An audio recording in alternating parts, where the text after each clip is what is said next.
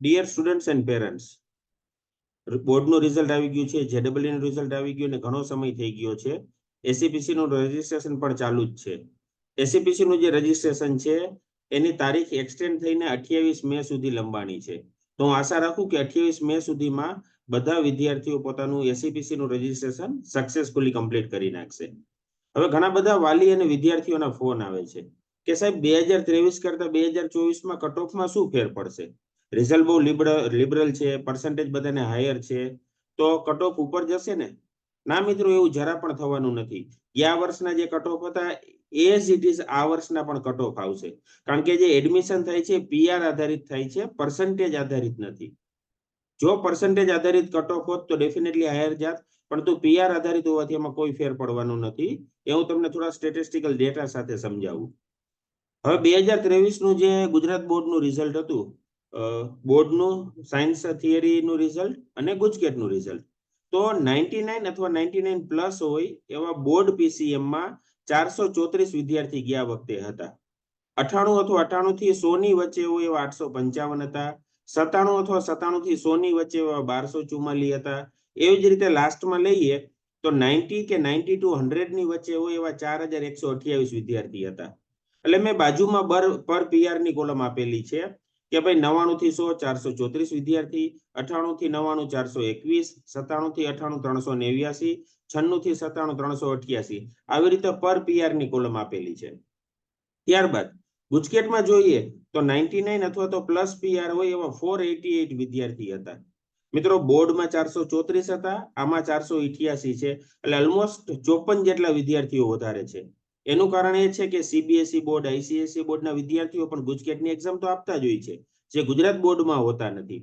એટલા માટે થઈને ગુજકેટની અંદર હંમેશા બોર્ડ કરતા વધારે વિદ્યાર્થી છે.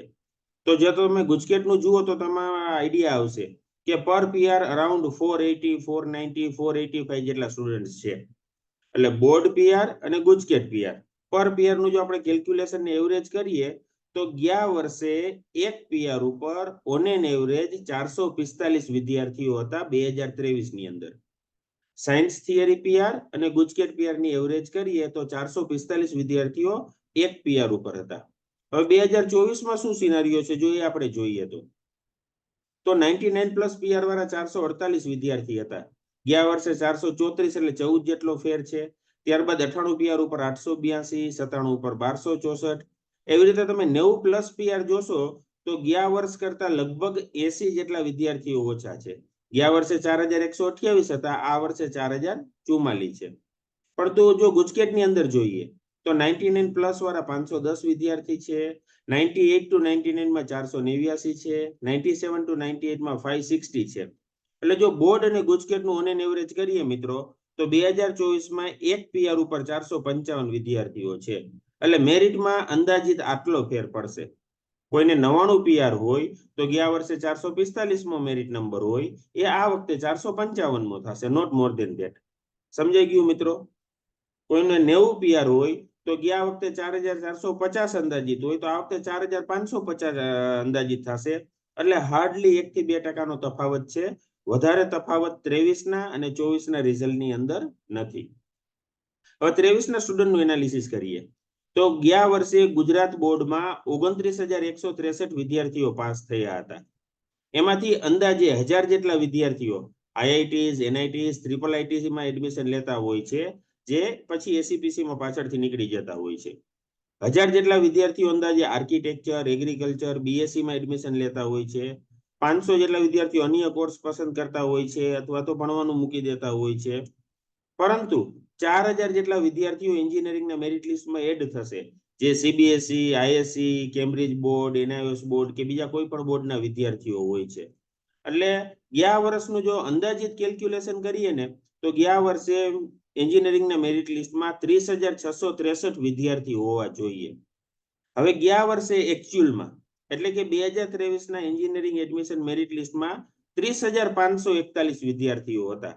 મારું કેલ્ક્યુલેશન 30663 નું હતું અને અંદાજિત હતા 30541, એટલે લગભગ 120 જેવો ડિફરન્સ, જે બહુ ઓછો કહેવાય. અને ગયા વર્ષે ટોટલ એડમિશન થયા હતા 32211. તમે વિચારશો કે સાહેબ મેરિટ લિસ્ટમાં 30500 જેટલા છે અને એડમિશન 32200 છે, લગભગ 1700 જેટલા એડમિશન કેવી રીતે વધારે થયા?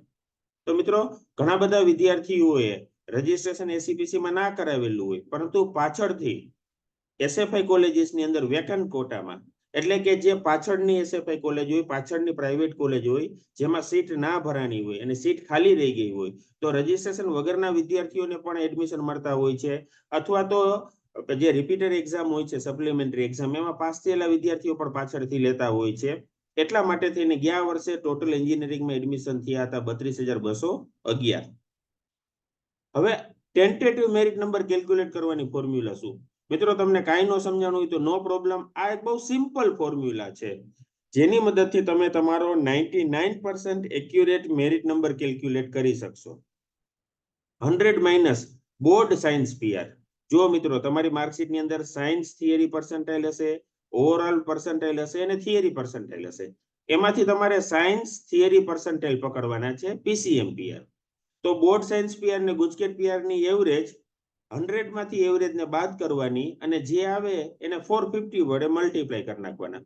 હું તમને એક ઉદાહરણ આપું તો જો તમારા બોર્ડ સાયન્સ પીઆર 92.58 હોય અને ગુજકેટ પીઆર 90.13 હોય, તો આપણે બંનેની એવરેજ કરશી, બંનેનો સમ ડિવાઇડેડ બાય 2, તો 91.35 થશે. હવે તમે એને 100 માંથી સબટ્રેક્ટ કરી નાખો. 100 minus 91.65 is equal to 8.65 તમને મળશે. હવે 8.65 મલ્ટીપ્લાય બાય 450 એટલે આપણને આન્સર મળે છે 3892 ની નજીકનો કંઈક. મેં આ એક્યુરેટ લખેલો છે, ડેસિમલ પોઈન્ટ પછીના 3-4 ડિજિટને ધ્યાનમાં રાખીને. તો 3892 જેટલો મેરિટ નંબર આવે છે. એટલે તમે એવું એઝ્યુમ કરી શકો કે તમારો મેરિટ નંબર જે છે એ 3700 થી 4000 ની વચ્ચે આવશે. મિત્રો 3700 ની પહેલા પણ નહીં આવે, 4000 પછી પણ નહીં આવે, આની રેન્જમાં ક્યાંક ને ક્યાંક આવશે. હવે 2024 નું જે એન્જિનિયરિંગ એડમિશનનું મેરિટ લિસ્ટ બનશે, એમાં અંદાજે 36,500 જેટલા વિદ્યાર્થીઓ હશે, એટલે ગયા વર્ષ કરતા લગભગ 6,000 જેટલા વધારે. પરંતુ જે વધારે વિદ્યાર્થીઓ છે એ પાછળની બાજુ હશે, રાઈટ? મેરિટ નંબર 29-30,000 પછીના હશે, એટલે આગળના મેરિટ વાળા કોઈ વિદ્યાર્થીઓએ ચિંતા કરવાની જરૂર નથી. એસીપીસી એ જે ગયા વર્ષના કટ ઓફ મૂકેલા છે પીઆર, એ જ પીઆર ની આજુબાજુ 0.1 કે 0.01 નો ડિફરન્સ સાથે આ વર્ષે એડમિશન મિત્રો અટકશે. એક જેડબલઈ નું સાથે સાથે જોઈ લઈએ તો જેડબલઈ મેઇન પેપર 1 2023 વર્સિસ 2024. તો મિત્રો એમાં તફાવત છે, કારણ કે ગયા વર્ષે જેડબલઈ માં અંદાજિત 12 લાખ જેટલા વિદ્યાર્થીઓ હતા, આ વખતે જેડબલઈ માં લગભગ 14.5 થી 15 લાખ જેટલા વિદ્યાર્થીઓ છે.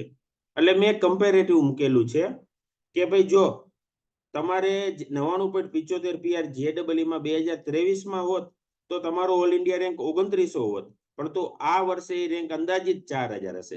મિત્રો આ અંદાજિત નિયર બાય ફિગર મૂકેલા છે, કારણ કે મારી પાસે એક્ઝેક્ટ એક્યુરેટ ડેટા ના હોય, પણ ઓલમોસ્ટ વિદ્યાર્થીઓ પાસેથી ડેટા કલેક્ટ કરીને નિયર ફિગર મૂકેલા છે. જો ગયા વર્ષે 99.50 પીઆર હોત તો તમારો 5900 રેન્ક હોત, પરંતુ આ વર્ષે એ જ રેન્ક હવે 8750 થઈ જશે. એવી રીતે 99 પીઆરે ગયા વખતે 12,000 હતો, આ વખતે 15,800 છે.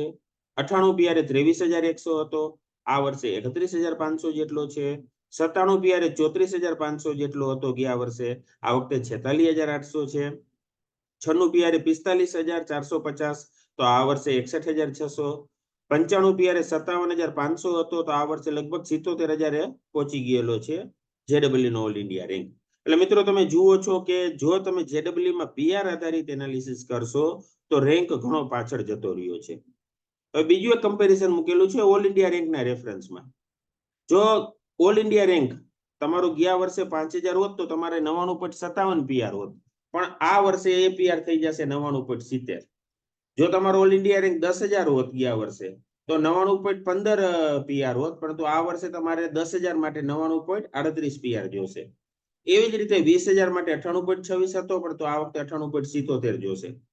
એટલે કોઈ પણ કોલેજના તમે જેડબલઈ ના કટ ઓફ પીઆર જુઓ તો પીઆર હાયર જશે, પરંતુ ઓલ ઇન્ડિયા રેન્ક છે એ તો સિમિલર જ રહેવાનો છે, કારણ કે ઓલ ઇન્ડિયા રેન્કમાં કઈ ચેન્જ થવાનો નથી. એટલે મિત્રો આ બાબતનું ખાસ ધ્યાન રાખજો.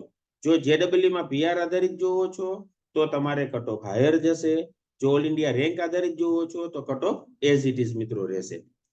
એટલે ફાઇનલી કન્ક્લુઝન એ છે કે board plus GUJCET cut off PR માં ફેર નહીં પડે, પરંતુ જેડબલઈ કટ ઓફ પીઆર છે એ 2024 માં 2023 કરતા હાયર જશે. મેં તમને ઓલરેડી ફોર્મ્યુલા આપી છે 100 minus average of board and GUJCET multiply by 450 એ તમારો 99% એક્યુરેટ મેરિટ નંબર છે, 100% નથી. તમારો એક્ઝેક્ટ એક્યુરેટ મેરિટ નંબર છે એ 6-7 જૂનના રોજ એસીપીસી એડમિશન કમિટી એમના પોર્ટલની અંદર ડિસ્પ્લે કરશે. સો that's it from my side. Thank you very much. આ તમે જે અંદાજિત મેરિટ રેન્ક કેલ્ક્યુલેટ કરો એના આધારે તમને આઈડિયા આવશે કે ક્યાં તમને એડમિશન મળવાની પોસિબિલિટી છે ને ક્યાં નહીં. Thank you so much. Wish you all the best.